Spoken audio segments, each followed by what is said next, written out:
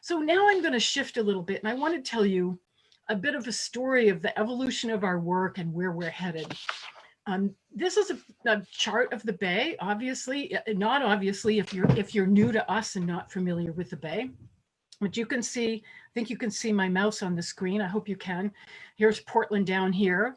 And then as we move northeast, we go to Falmouth, Yarmouth, Freeport, Brunswick, Harpswell. That orients you. And I'm going to tell you what these dots mean and what this little cartoon is down here in a minute.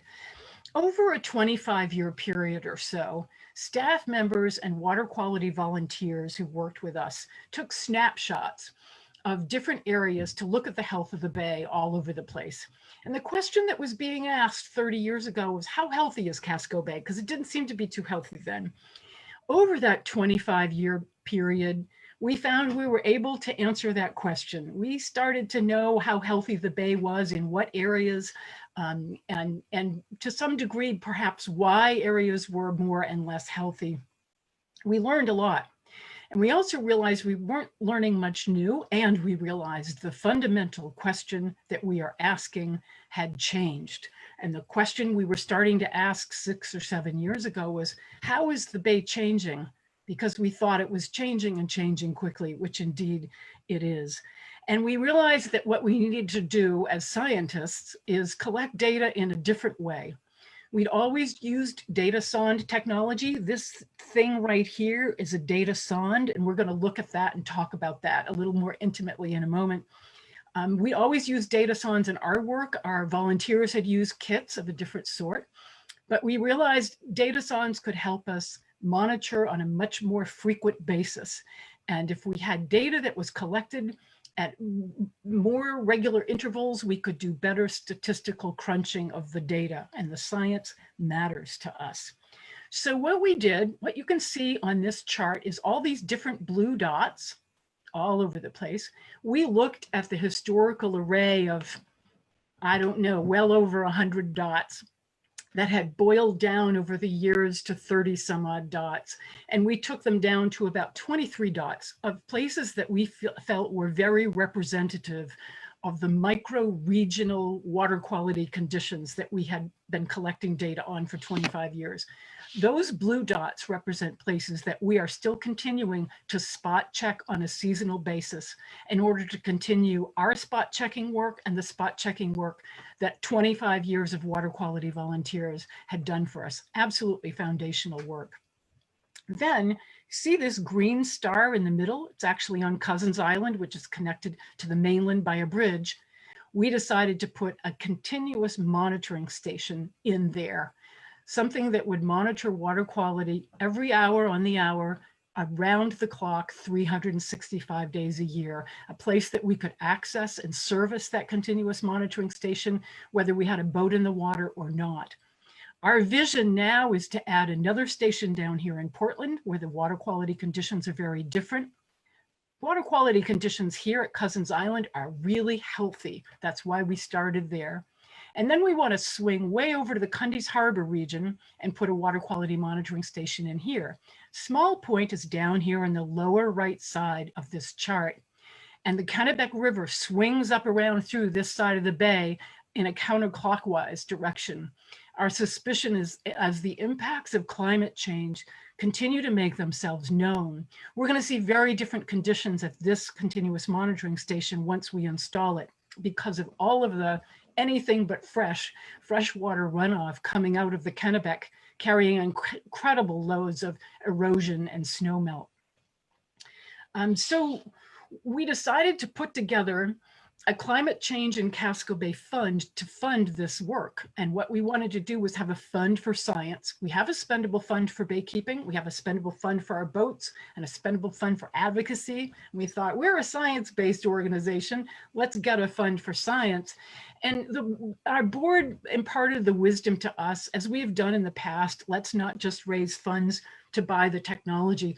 Let's put together a vision for the next 10 years. And so Mike went to work on that with me and the rest of the staff, and we put together a funding vision that would put in these 3 continuous monitoring stations, efficiently run at a fraction of the cost of offshore buoys, and have 10 years of funding to bring the data to the public and help continue to convene public meetings where we bring you the data and we talk about what are we seeing and what are the things we can explore to try to respond to the impacts of climate change. So let's get into that a little bit more closely. This is Casco Baykeeper Ivy on the left, staff scientist Mike Doan. This is a couple summers ago when they've just pulled up the continuous monitoring station. We fondly call it our cage of science. And if you saw Mike's first field notes video 3 or 4 weeks ago, he's talking to you with a version of this on that float saying, what is this cage of science we so fondly refer to all the time? And he walks you through it. You can see that it must be summer. There's a lot of stuff that has grown on the cage over a 2-week period. This is hauled up about every 2 weeks. But note how much growth there is on this, because I'm going to show you a nice clean picture of this in just a second. So this is Mike, and this on the left, this is a brand new state-of-the-art data sonde. And down here in this black section where you can see water can move through those portals, there are a whole bunch of probes that are screwed up into the blue section and stick down into that black section. And those probes are there to measure all kinds of water quality parameters. And the data that we're collecting is temperature, pH, which is a measure of acidity, dissolved oxygen, chlorophyll A and blue-green, dissolved inorganic matter, turbidity, salinity, water depth, and then with this black instrument up here, the partial pressure of carbon dioxide. In addition, we're able to calculate a whole bunch of things based on combinations of those data. And those are things like total alkalinity and dissolved inorganic carbon and calcium carbonate saturation state. We're going to talk about that in a minute. In addition, we are taking water samples to measure total nitrogen and dissolved inorganic nitrogen and ammonium, silicates, phosphate, water clarity, and then we make notes of all the biological inhabitants that take up residence on and in the cage of science. This is a very cost-efficient array of equipment for the accuracy and the resolution of the data. And it's way less expensive and way easier to maintain than offshore buoys. Arguably, right when we really needed offshore buoy data more than ever, with climate change impacts becoming apparent, the government cut funding by more than 1/3. So affordability is key in this, and this array of equipment is so wonderful that various departments in the state of Maine, the Department of Environmental Protection and Marine Resources, are both looking at doing the same kinds of array of equipment in other parts of the coast. Sincerity is, what is it? Flattery is the sincerest form of whatever it is. You know what I'm saying. So here on the right, I'm going to keep moving right along. Here on the right is the cage in its original first prototype cage form, and you can see this thing that looks like a white creature is actually PVC tubing that's housing the data sonde. Well, the wonderful thing is that since then we had a donor step up, and our donor offered to put Mike together with a trap designer and manufacturer, assembler, so that Mike could design a cage of science that's really made for exactly what we want it to do. So you see there's no longer any more PVC piping in here. There's shelving at the right heights. And so this blue device is the data sonde. This is the PCO2 sensor. And then this cylinder here is the data logger for the PCO2 sensor. And you can see these, as this trap is lowered to the floor of the bay, these pieces of equipment now are sitting up off the bottom, just where Mike wants them to be. So because of this donor, Roger Woodman, actually, we're able to now have a whole bunch of these cages designed and built for us. And every 2 weeks when Mike goes, he puts in a newly calibrated sonde and PCO2 sensor in a nice clean cage, and he can haul the other cage out and bring it back, download the data, clean up the cage, and get it ready for the next time. So now I want to share a little taste of the data with you to give you a sense of what we're seeing and what the power of this we think is going to be. First of all, if you saw Mike's second field notes video over the weekend, he walked you through this exact graph. All of these graphs are available 24 hours a day on our website, and we update them every 2 to 3 weeks. I'm going to orient you to the graph, and then I'm going to tell you a couple of really interesting things that you can see, even if you are data phobic or graph phobic. This isn't hard. So this tells you it's our continuous monitoring station data up at the top, and this is a comparison of daily mean temperature. We're taking temperature every hour on the hour, so this is like the average of 24 hours. You can see down here at the bottom, this is an annual run here of January to December. You can see temperature on the left side is in Celsius and on the right side is in Fahrenheit. And all these colorful squiggly lines each represent a different year of data. We established the continuous monitoring station in the middle of 2016 in late July. And then you can see 17 is light blue, 18 is dark blue, 19 is dark green, and 2020 is lavender or purple. And we use those colors consistently for each year with each kind of data that we present. So what do we see in these data? Let's start with the bottom. Let's look at the most recent 2020 this winter's temperature data. So if we go over here to January, February, and March, and we look for the purple data, look at this. See how it's sitting almost on top of the 3 prior year winters of data, 2017, 18, and 19. We had a phenomenally warm winter. The second thing that's of interest to us is a few years ago, Mike started talking about, it's interesting, this 5 degrees Celsius line, 41 degrees Fahrenheit, we were seeing a convergence of when winter temperatures were rising and crossing that line. And they tended to be the first 3 springs of data. We tended to cross that line within 4 or 5 days of each other, except this year. These earlier years are back in the end of the first week and the beginning of the second week of April. In March, I think we crossed that line on something like March 18th or 19th, significantly earlier. Very interesting data, we think. Let's look at 2 more sets of data. We're going to look at chlorophyll now. Same thing up here at the top, you can see it says chlorophyll. On the left side is a gradation of the amount of chlorophyll being detected in the water. Again, the same calendar span along the bottom, same key coding for the years.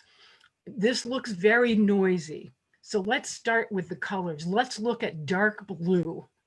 And dark blue is 2018, and you can see we had an incredible spring bloom in 2018. Look at that. And then we had another spring bloom in April. You can see that. If we go to 2019, which is dark green, isn't that interesting? A year ago, we had no spring bloom. And when Mike brought these data to a meeting with our other oceanographic colleagues across the Gulf of Maine to a person, they said, we didn't see a spring bloom anywhere in the Gulf of Maine last year. Isn't that strange? Now we come to this past winter.